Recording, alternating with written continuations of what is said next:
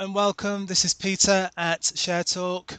This morning I have the privilege of speaking with the Managing Director of Keras Resources, Dave Reeves.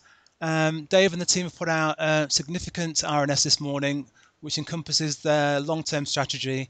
They've made a significant acquisition, and we're going to speak this morning also about the prospects or the intention of dual listing and board structure and fundraising. Good morning, Dave. Good morning, Peter. Right, Dave, it sounds like you've got a lot going on at Keras. Would you like to talk us through some of the deals and describe how all this came about? Yeah, for sure. So yes, it's a fairly hefty announcement. It's been a while in the making. As you know, we got into tribute gold mining late last year, and it's an area we want to continue with, really targeting the higher grade undergrounds, which are a little more, I suppose, long term and solid cash flows. Yeah. But in the meantime, we've always been looking around. We've stated publicly before we want our own resource rather than profit sharing, putting in 100% of the effort for 50% of the reward. We Yeah. did want our own resource. So we've been looking at many projects.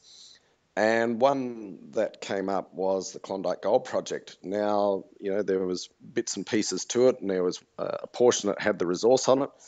But we looked at it and said, well, that's all good, but there are these tenements that sort of divide up the resource, and if you could make that into one, then that's pretty exciting.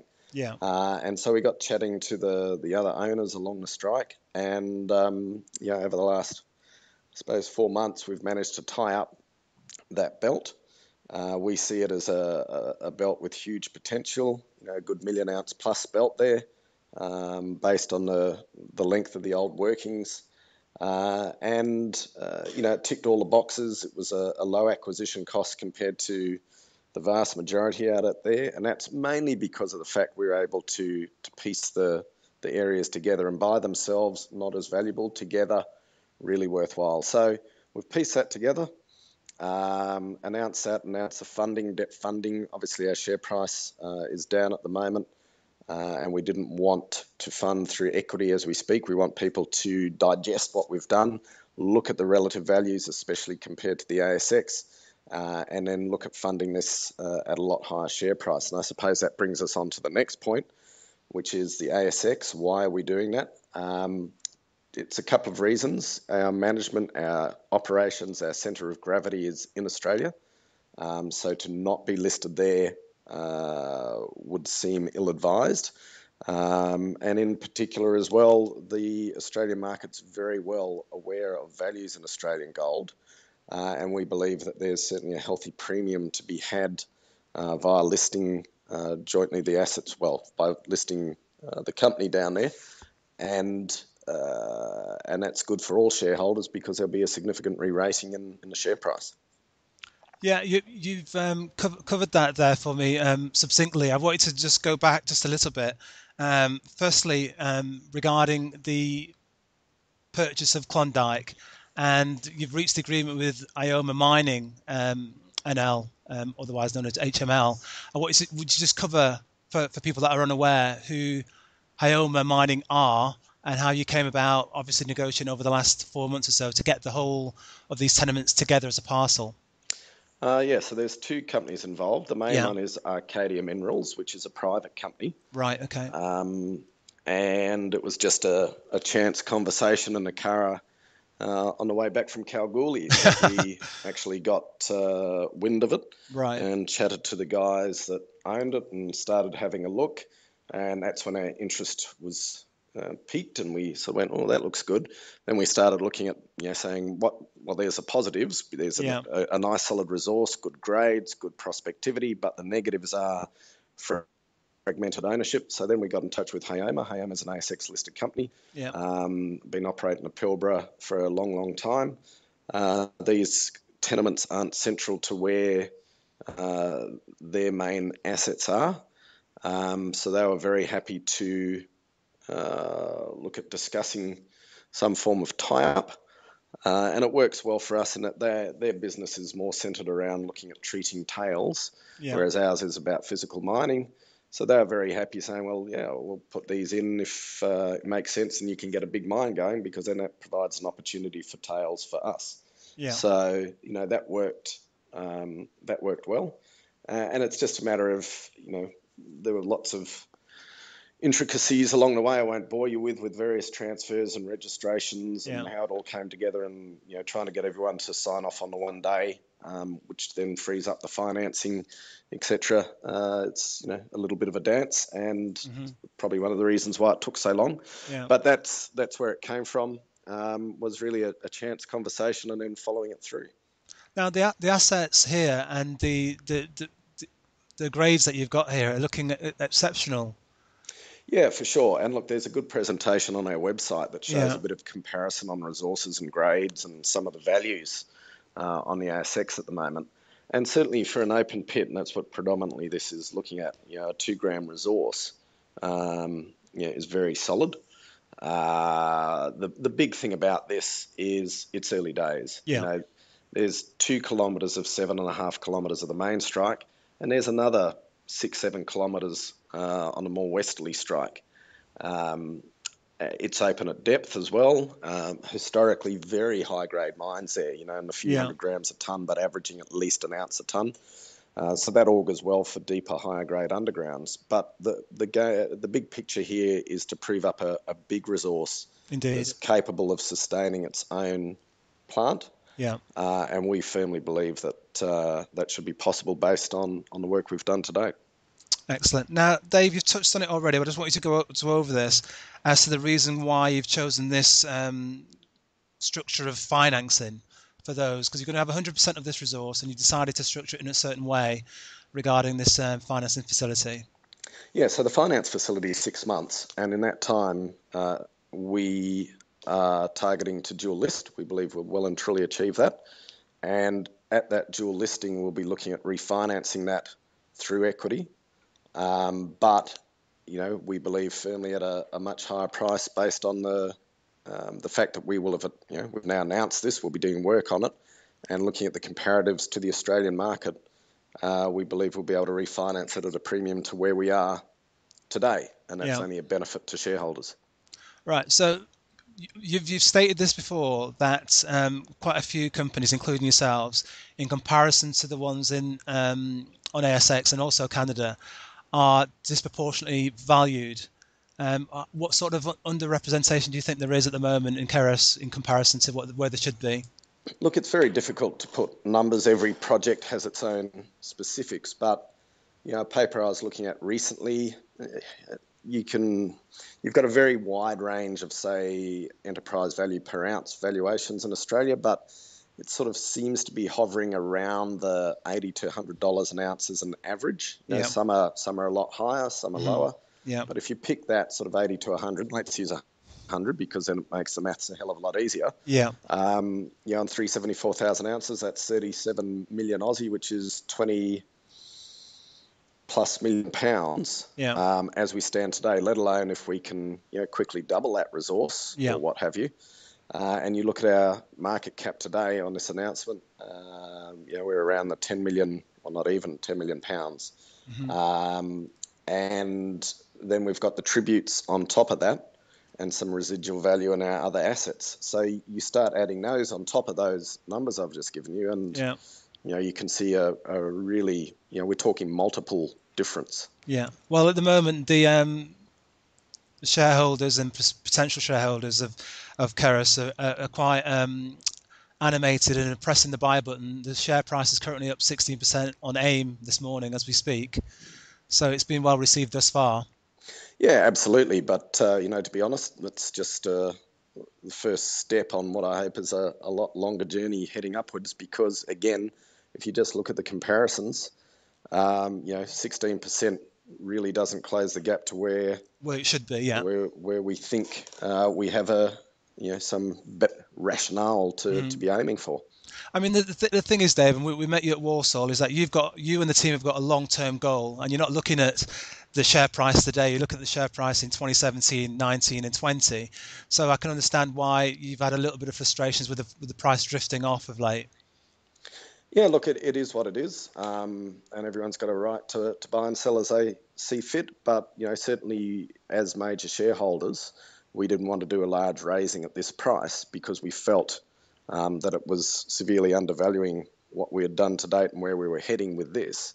And that's why we did the financing as we did, and that's fine. We make adjustments depending on how the market reacts. Okay, so you've spoken about the dual listing. Obviously, there's going to be concerns or people going to raise in questions as to why do you need to. I mean, you've already covered it in the sense of the valuation deficit regarding the company, but questions are still going to be asked. You're already on AIM. Is there a need for dual listing, and what does that mean for the London investors? Yeah, so a dual listing is, I see, only positive for London investors in that it exposes ourselves to that valuation, exposes ourselves to more capital and pretty stable capital with the amount of small and micro cap funds and gold funds in Australia that uh, are heavily invested in this sector at the moment. It's a great sector to be in, and looks like it's got a good, strong future going forward over the next few years. Yeah. So I think it provides stability, it provides more capital, it provides higher valuations. We are still listed here, our shares still trade here, I will still be coming here. We're a PLC company. So all of that remains as is. But I think what it does allow is for shareholders to be exposed to those the ASX, if you like, through the PLC and those valuations and benefit because of it. Okie dokie. So with that, and the intentions are to dual list, you've got a time frame for that. You've also mentioned the fact that you're looking to restructure the board and a few changes. You want to go into more detail with that, please? Yeah, sure. Again, we've got a 6-person board at the moment. Uh, um, we've refocused out of Africa into Australian gold. The original board, we all came together from our African experience. And it is a sad time when you need to look at these things, especially with Roy. I've worked with Roy since 2000, back in Zimbabwe days. Yeah. So we go back a long way. And but at the same time, we need to look at, we brought Peter Hepburn-Brown on. He's an experienced Australian mining engineer and gold man, and that's what we need to look at, is skills on the board Yeah. that reflects our focus. And we've moved from African assets to Australian Australian asset. gold, Yeah. and that's what we need to look at providing board input on and board experience. Okay. So the planned activities you've got, can you just run through phase 1, 2, 3, and 4 for me regarding the plans for the Klondike project first, please? Yeah, sure. So, look, we're going to kick off with some initial mapping, what have you, to really help direct and pull all the data together into one succinct form, geophysics, etc., and look at a fairly major drill program that will infill the resource area. We've got 2 separate resources, and it'll mainly target the area in between and along strike. Lots of old workings. There's a few drill holes there already that's got really nice numbers. So very confident that will add, quite significantly to the resource. We will also look at following up some of the high-grade hits out to the west on those western tenements. They're listed in the RNS. I mean, there's some Yeah. spectacular results there. Yeah. Well worth following up to provide that sweetener in the first couple of years, if not a lot more. We really don't have a feel for how big that could be. We'll be doing met test work at that point. There's already met test work done, shows good recoveries, but we obviously need to start building the basis for studies. So as we commence our 3rd drill program, which was expanding the resource again, we'll complete a scoping study to get a feel for what we're looking at before moving into the pre-feed. So news flow is going to be predominantly drilling and resource increases over the sort of short to medium term. Okay. So with that, obviously you've got quite a lot of work to do. How does that sit with regards to you've changed the board, you've got this additional work to do with Klondike, which is quite significant. Team, additional resources, additional people needed. What sort of details can you share on that scale? we've got a pretty good base in house now with what we're doing in Kalgoorlie on the mining front. Yeah. But what we need on the geology front, we're actually pulling in one of the guys that is very experienced exploration geo that used to work with us pre the gold strategy, Okay. and he will drive the exploration side along with our current geology team Yeah. that's on the ground. Hmm. So we've got the skills Got the skills in place. pretty well in place to do all of this. Excellent, excellent. Now, obviously, everyone still wants to know about the tribute side of things, which is what your current lead projects are, Yep. and something I believe that obviously that's driving your revenue stream as we speak to generate the further growth down the line. How is all that going, Dave? With current tributes? Yeah, so we announced an update on Witchy Proof. So, we had a tough first quarter. So this second quarter, we've really focused on changes in operating ability, how we do it, different diggers, different ways of grade control, different milling, different labour structure. And, as we sit today, we are ahead of schedule and under budget in mining Witchy Proof.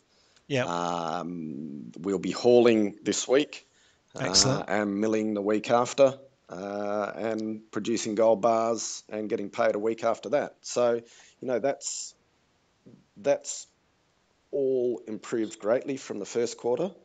We are taking it very cautiously. We don't want to have another poor quarter.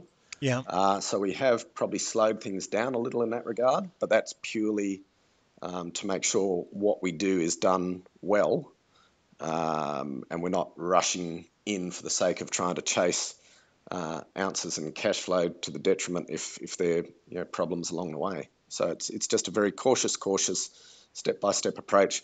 Main game in town is still to get the two undergrounds, Parrot Feathers and Prince of Wales, up and running, yeah. and we'll have some announcements out on them in the not too distant future. Well, I was going to touch on that. You mentioned that brilliant word that everyone likes to hear regarding gold bars. Um, have you got a time frame in mind in the sense of you said there'll be further news regarding those projects? Are you looking with 12th of September today? Are we looking before Christmas? We have some more news on those gold bars. Yeah, look, there'll be plenty of news coming up. Obviously, I cannot say anything on what will be when, how, what, or what about. So maybe, just things are progressing well Yeah, in that regards. And yeah, we've got a lot of work on now, but there's been a lot of work to get to this time. stays. Yeah, But between the two, between heading underground on the tributes yeah. and between drilling and increasing resources and the dual listing, I think we've got some pretty exciting times over the next 6 months. Well, you get very excited and very, very busy, Dave. It sounds like you've got a team in place that's all about getting things done now, and you've stated your intentions before, and you're following through in them. So I think the shareholders have got a lot to digest and a lot to look forward to. Yeah, I certainly hope so. We certainly believe so, and we look forward to updating the market as this journey commences and as we progress and hopefully get some good value for everyone.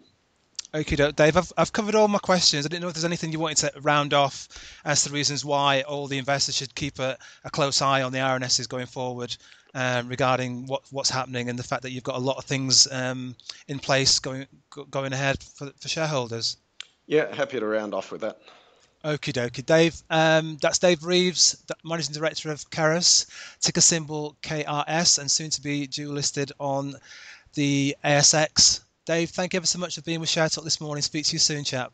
Good on you. Thanks, Peter. All right, take care. Bye for Cheers. now. Bye. Bye.